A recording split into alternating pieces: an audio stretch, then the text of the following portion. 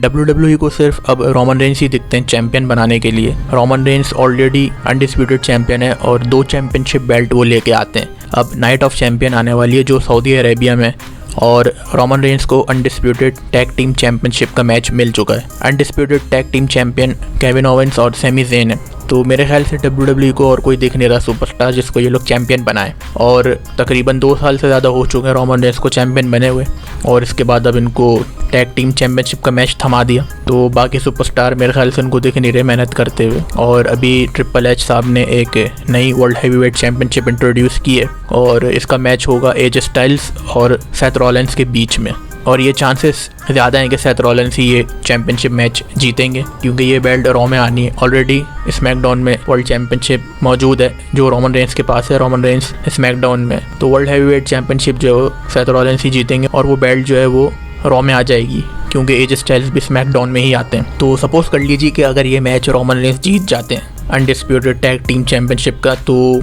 4 बेल्टें उनके पास हो जाएंगी। Already universal championship, WWE championship, और अब वो टैग टीम चैंपियनशिप, दोनों स्मैकडाउन की और रॉ की भी। तो 4 बेल्टें रोमन रेंस लेके आया करेंगे। तो साफ ही दिख रहा है कि रोमन रेंस जो है वो WWE के अंदर छाए हुए हैं, और WWE भी इन्हीं को चैंपियन बनाना चाहती है। इसके पीछे एक वजह भी है, क्योंकि रोमन रेंस की पर्सनैलिटी ऐसी है जिस पर जो चैंपियनशिप बेल्ट है वो उन पर सूट करेगी, और वो लगते भी हैं चैंपियन। जब बोला जाता है, उनका नाम लिया जाता है रोमन रेंस WWE चैंपियन, तो समझ में आता है कि इनके ऊपर चैंपियनशिप बेल्ट सूट करती है, इसलिए WWE शायद इनको ही चैंपियन बनाया जा रही है। पहले ब्रॉक लेसनर चैंपियन थे, तो वो हार गए थे रोमन रेंस से, तो उसके बाद रोमन रेंस जो है वो अनडिस्प्यूटेड चैंपियन बन गए थे।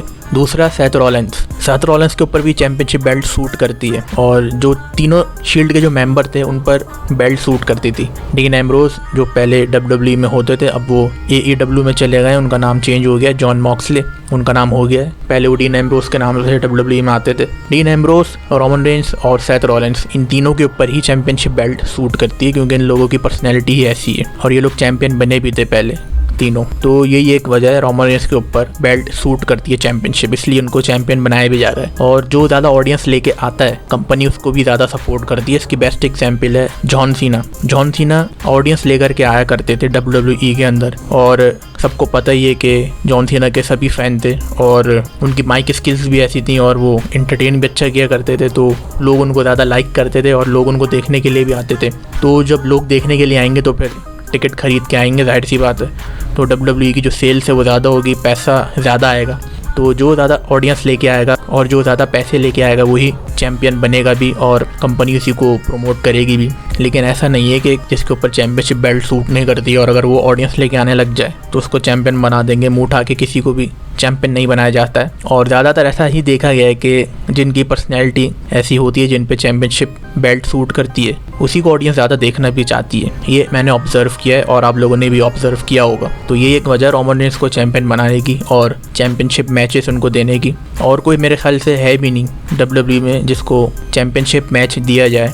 केविन ओवेंस थे और सैमी ज़ेन थे, वो दोनों ऑलरेडी टैग टीम चैंपियन है। रोमन रेंस के पास 2 बेल्ट हैं, और world heavyweight championship Seth Rollins के पास आ जाएगी। एज स्टाइल्स के ऊपर भी बेल्ट सूट करती है, ऐसा नहीं है। और मैंने बोला भी था पिछली वीडियो में कि एज स्टाइल्स को वर्ल्ड हैवीवेट चैंपियन बनना चाहिए, क्योंकि उनके ऊपर बेल्ट सूट करती है। लेकिन कंडीशन ऐसी बन गई कि वो स्मैकडाउन में चलेगा, तो वो जीतेंगे नहीं। जाहिर सी बात है, मैच जो है वो सेथ रॉलिंस ही जीतेंगे। तो सारा जो मामला है वो ये है ऑडियंस का और जिसके ऊपर बेल्ट सूट करती है। और इसी के साथ साथ मुस्तफ़ा अली, उनका मैच है इंटरकॉन्टिनेंटल चैंपियनशिप के लिए गुंथर के साथ। नाम मैं सही से प्रोनाउंस कर रहा हूँ, अगर नहीं कर रहा हूँ तो फिर पहले से ही मैं बोल देता हूँ कि नाम सही से प्रोनाउंस नहीं हो रहा है। गुंथर इंटरकॉन्टिनेंटल चैंपियन है गुंथर, और उनका मैच है मुस्तफ़ा अली से नाइट ऑफ चैंपियन में। अब इसके पीछे की एक और वजह भी है मुस्तफ़ा अली को ये मैच देने का, क्योंकि मुस्तफ़ा अली का ताल्लुक पाकिस्तान से है। अभी उन्होंने कहा है उनका ताल्लुक इंडिया से है, कुछ उनका ताल्लुक पहले होगा इंडिया का, लेकिन पाकिस्तान से भी उनका ताल्लुक रखता है। तो सऊदी अरब में पाकिस्तानी जो होते हैं उनको ज़्यादा हाइप मिलती है मेरे ख्याल से। पहले मुस्तफ़ा अली आ चुके हैं, सऊदी अरब में जो इवेंट हुआ है उसमें मुस्तफ़ा अली को जो हाइप मिली थी, लोगों ने चीयर किया था।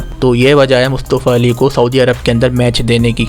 अब वो इंटरकॉन्टिनेंटल चैंपियनशिप जीतेंगे या नहीं जीतेंगे वो बात की बात है, वो बाद में देखेंगे हम। फिलहाल के लिए तो उनको मैच मिल चुका है और उनको हाइप भी मिलेगी अच्छी सी। जितना सपोर्ट मुस्तफ़ा अली को मिलेगा इस मैच में उतना शायद ही गुंथर को मैच में सपोर्ट मिले। तो ये भी एक वजह है ऑडियंस लाने की कि ऑडियंस लेके आएंगे। ऑडियंस को पता चलेगा जबकि मुस्तफ़ा अली को इंटरकॉन्टिनेंटल चैंपियनशिप का मैच दिया गया है और मुस्तफ़ा अली को सऊदी अरब में सपोर्ट भी ज़्यादा किया जाता है, तो लोग और ज़्यादा आएंगे देखने के लिए और सेल्स बढ़ेगी, टिकट खरीदे जाएंगे और सबसे ज़्यादा कमाई WWE की सऊदी अरब से ही होती है। तो ये भी एक वजह है इसके पीछे की कि मुस्तफ़ा अली को जो है चैंपियनशिप मैच दिया गया है। बाकी और भी मैचेस होंगे, वो जब होंगे तब देखा जाएगा। फिलहाल के लिए इस वीडियो में रोमन रेंस के ऊपर बात करनी थी कि रोमन रेंस को चैंपियनशिप मैच मिले ही क्यों जाए जा रहे हैं। बस यही वजह थी कि वो ऑडियंस लेके आते हैं और उनके ऊपर चैंपियनशिप बेल्ट सूट करती है। तो अब आगे देखेंगे कि रोमन रेंस कितने दिनों तक चैंपियन रहते हैं, वो हमें बाद में पता भी चल जाएगा कि क्या होता है। तो इस वीडियो में अभी इतना ही था। ये कुछ चंद बातें मुझे इस वीडियो में करनी थी